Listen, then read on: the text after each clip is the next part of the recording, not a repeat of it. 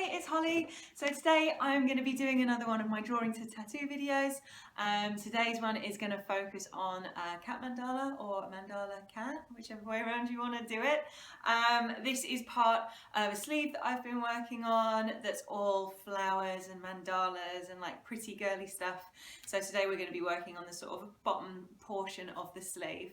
As with all my other drawing to tattoo videos, I'm going to walk you through how I do my drawing, how I do my mandala. You get to see the kind of materials that I use and everything, and then you get to see the finished tattoo at the end. So I hope you enjoy it. As always, if you've got any questions about my materials or the process, or if there's any kind of bits that I've left out that would be interesting or useful to anyone, please let me know. I hope you enjoy it. So here we go. For this tutorial, you are going to need a piece of regular paper, tracing paper, and a ruler or a straight edge. I've also used a red pencil, a thin pen, and then a thick pen. The reason that I use red pencil is just because I find it's easier to see rather than using grey pencil. So no particular reason, you can use a grey pencil. So the first thing I'm going to do is draw that centre line down the middle. The reason that I do that is because I'm only going to draw half of this cat mandala and then fold the whole thing in half and trace it. So I'm starting off by just drawing a very basic shape for the cat, just getting all the different bits into place. You can see here I've just marked out, you know, the shape of the head, the shape of the eyes. And now that's done, I can start sort of bisecting all the shapes. So you can see I've drawn a little line underneath his eye, and then I've done another line sort of over the top of his nose, like the bridge of his nose. Now I'm drawing one over the top of his eye. So the reason that I'm doing that is to then, you can see here, bisecting it further, just keep you know, taking that shape down and down and down, do the little, you know, repeating lines, repeating shapes, and building it up until you kind of get that sort of paisley, Henry kind of effect. So here I am kind of drawing like a curly shape near his face, and I decide I don't like it, so I rubbed it out and I changed the shape there because I thought it looked kind of like a weird moustache. I don't know. Sometimes you have to be careful when you're drawing stuff like this that you don't inadvertently give it, like, I don't know, like a dick in its face or a moustache or I don't know, anything weird. But you can see a little bit of my glasses there. That's weird. I had the camera like really creepily near to my face when I was drawing this, which is quite weird because then you have to be careful not to bump it with your head and stuff. So here we go. I'm just refining shapes a little bit more.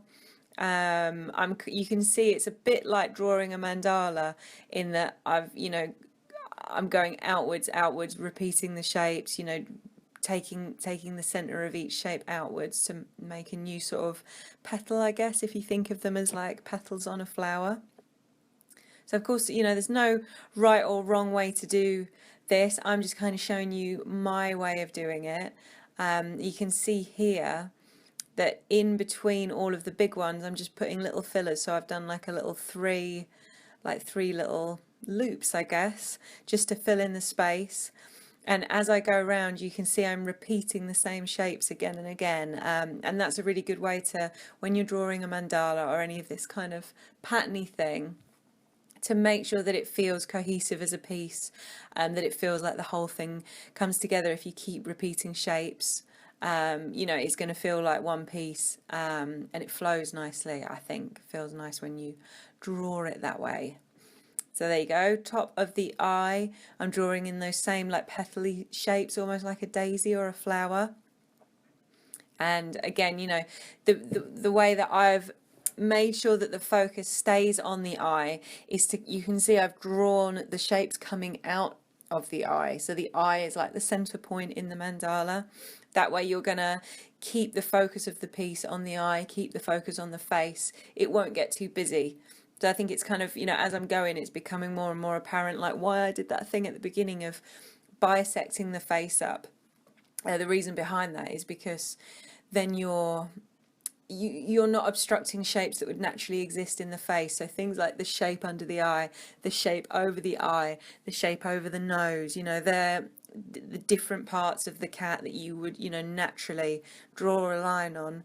That's a good place to start, like bisecting things, because then the whole thing is going to make more sense visually when you draw it. So here I've placed the tracing paper over the top.